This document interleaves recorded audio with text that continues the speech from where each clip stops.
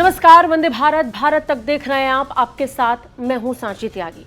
आज हम बात जम्मू कश्मीर को लेकर पूरी दुनिया में फैल रहे झूठ की बात करेंगे। आप और हम पहलगाम में हुए आतंकी हमले से पूरी तरह गुस्से में भरे हुए। हम बदला चाहते हैं। जो फैसले भारत सरकार ने पाकिस्तान के लिए लिए वो हमें कुछ हद तक शांत तो कर रहे हैं, लेकिन हमारे लिए काफ़ी नहीं है। हम मिलिट्री अटैक चाहते हैं, हम मिलिट्री एक्शन चाहते हैं। सरकार उस पर काम करेगी, ये भरोसा पूरे देश को दिया जा चुका है। लेकिन हम जब अपने दुश्मन को आइडेंटिफाई कर चुके हैं, जब हम पाकिस्तान और पाकिस्तान में बैठे आतंकवादियों को अपना सबसे बड़ा दुश्मन बता रहे हैं, तो हमें अपने और कुछ दुश्मनों को आइडेंटिफाई कर लेना चाहिए। ऐसा इसलिए क्योंकि अगर भारत और पाकिस्तान युद्ध की परिस्थितियों में जाते हैं तो ये जो दुश्मन है जिनका हम जिक्र करने वाले हैं, ये बहुत बड़े फैक्टर बन सकते हैं। रशिया और यूक्रेन का वॉर हो रहा है और इसी वॉर में लड़ाई परसेप्शन की हो रही है।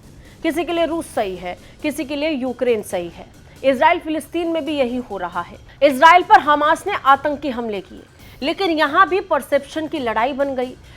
यहां पीड़ित इजराइल था, लेकिन अचानक परसेप्शन बदलते बदलते कुछ और ही हो गया। पूरी दुनिया हमास द्वारा किए गए उस नृशंस हमले को भूल गई। क्या भारत के साथ भी ऐसा हो सकता है? जब भारत पाकिस्तान के खिलाफ एक्शन लेने के लिए निकलेगा, आज पूरी दुनिया भले ही भारत के समर्थन की बात कर रही हो, लेकिन क्या ये समर्थन आखिर तक रहेगा? कम से कम ये जो रिपोर्ट्स मेरे हाथ में है, ये जो न्यूज़ आर्टिकल मेरे हाथ में है, ये मुझे भरोसा करने पर मजबूर नहीं कर रहे हैं। मैं भरोसा नहीं कर पा रही हूं कि जब भारत और पाकिस्तान युद्ध की परिस्थिति में आएंगे तो ये परसेप्शन का खेल जो आज भारत के समर्थन में है, ये भारत के विरोध में तो नहीं चले जाएंगे। आपको भी संदेह होगा, कैसे? मैं आपको बता देती हूँ। दुनिया भर में भारत में हुए इस आतंकी हमले की घोर निंदा हो रही है, लेकिन विदेशी मीडिया इसे कैसे कवर कर रही है, इसका कच्चा चिट्ठा मैं आपको बताऊंगी।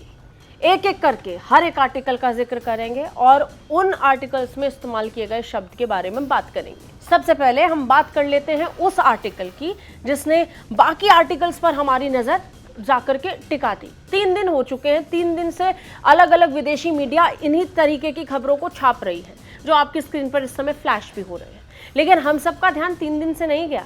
हमारा ध्यान तो उस वक्त गया जब अमेरिका ने द न्यूयॉर्क टाइम्स के लेख को आइडेंटिफाई किया, उसे करेक्ट करने के लिए एक सीधी सीधी मुहिम चला दी। जी हाँ, भारत जिस समय आतंकवाद से पीड़ित देश बन चुका है, उसके खिलाफ लड़ाई लड़ रहा है, उस समय विदेशी मीडिया भारत को ज्ञान दे रही है। हम पर हुए इस आतंकी हमले को मिलिटेंट अटैक बता रहे हैं। वो अपने न्यूज आर्टिकल में कह रहे हैं कि लड़ाके निर्दोष निहत्थे लोगों को मार रहे हैं। क्या? कौन लड़ाके? कौन सी आजादी की लड़ाई ये लड़ाके लड़ रहे थे? मिलिटेंट्स का मतलब क्या है जिस शब्द का इस्तेमाल अलग अलग पोर्टल्स में हो रहा है? किस हैसियत से ये विदेशी मीडिया इन आतंकियों को मिलिटेंट बुला रहे हैं, लड़ाके बुला रहे हैं? कोई लिख रहा है इंडिया ऑक्यूपाइड कश्मीर, कोई इंडिया एडमिनिस्ट्रेड कश्मीर कह रहा है। कश्मीर के बारे में दुनिया जानती क्या है? क्या जिस तरीके से टूरिज्म सालों साल जम्मू कश्मीर में बढ़ता हुआ नजर आया, उस स्तर में पाकिस्तान अधिकृत कश्मीर में टूरिज्म बढ़ा? वहां से लोग सिर्फ भागते हैं, आजादी के सपने देखते हैं, लेकिन जम्मू कश्मीर में लोग व्यापार के सपने देखते हैं, टूरिज्म के सपने देखते हैं। विदेशी मीडिया को यह नजर नहीं आएगा और हमें दिखाने बैठे भी नहीं हैं। हम तो अपने देश के नागरिकों को यह सच बताने की कोशिश कर रहे हैं कि कैसे ये नैरेटिव का खेल आगे जाकर बन सकता है। हम सब बात कर रहे हैं पाकिस्तान के पास कौन से हथियार हैं, भारत के पास कौन से हथियार हैं, भारत पाकिस्तान के बीच में युद्ध होगा, कौन जीतेगा कौन हारेगा, भारत कैसे हमला कर सकता है, किन पर हमला कर सकता है। लेकिन इसका क्या?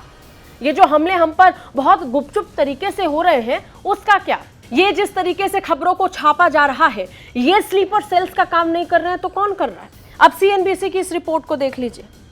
सीएनबीसी अपने आर्टिकल में लिखता है at least 20 feared killed in militant attack on tourists in Indian Kashmir, security sources says. Militant attack. क्या आजादी की लड़ाई लड़ने के लिए वो 2 पाकिस्तानी भारत के कश्मीर में घुसे थे, या वो देशद्रोही और वो देश का गद्दार जिसने इन आतंकियों की मदद की, वो लड़ाके हैं? लड़ाकों की कौन सी लड़ाई इनको दिखाई पड़ रही है? जिस समय कश्मीर में लोग व्यापार करना चाहते हैं, टूरिस्ट को लुभाना चाहते हैं, पैसा कमाना चाहते हैं, ये अलग ही आग लगा रहे हैं, ये अलग ही चिंगारी लगा रहे हैं। कैसे बर्दाश्त करें? गुस्सा नहीं आएगा तो क्या होगा? अभी दूसरा आर्टिकल ले लीजिए, सीएनबीसी के बाद सीएनएन का ये आर्टिकल। इनको टेररिस्ट लिखने में कौन सी शर्म आती है, हमें समझ नहीं आ रहा। सीएनएन मिलिटेंट लिख रहे हैं, गनमैन भी लिख रहे हैं। गनमैन क्या होता है? बंदूकधारी। ये बंदूकधारी थे, और वो लोग जिन्हें निशाना बनाया गया, उनके पास कौन से हथियार थे? निहत्थे लोग, कुछ यादें, कुछ पल अपने जीवन में हमेशा के लिए कैद करने के लिए आए थे, और ये लोग उन्हें गनमैन बता रहे हैं, मिलिटेंट बता रहे हैं। फ्रीडम फाइटर्स भी बोल देंगे तो हैरानी नहीं होगी। ये हालत है, ये नैरेटिव बनाने की कोशिश हो रही है। सीएनएन अपने आर्टिकल में इन आतंकवादियों को बंदूकधारी बता रहा है, और फिर इसी आर्टिकल में स्टॉप टेररिज्म के नाम पर मिलिटेंट ग्रुप बताता है।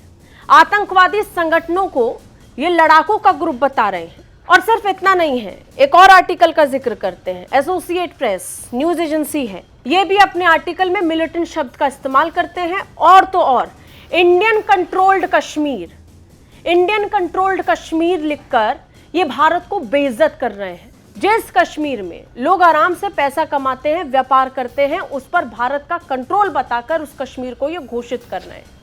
अमेरिका को इस बात से बहुत गुस्सा आया।